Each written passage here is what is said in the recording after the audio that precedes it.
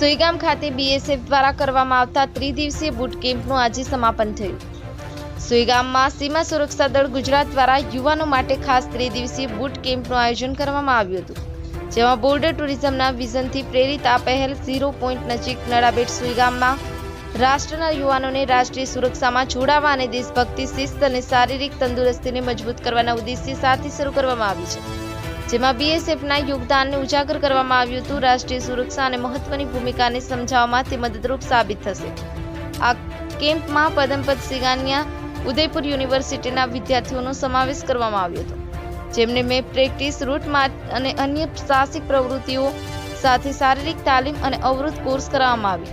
આ સાથે સહભાગીઓને રમતગમત, પક્ષી અભયારણ્યની મુલાકાત, નડાબેટમાં સ્થાનિક જોવાલાયક સ્થળો અને સરહદ દર્શનની મુલાકાત, નડાબેટમાં સરહદ સુરક્ષા દળના પ્રખ્યાત એકાંત સમારોહ જેવી પ્રવૃત્તિઓનો અનુભવ કરાવવાની તક મળી હતી. Rajput Ramesh, i7 news Gujarati, Banaskantha. અવનવી ખબરો જોવા માટે અમારી ચેનલને લાઈક કરો, શેર કરો અને સબસ્ક્રાઇબ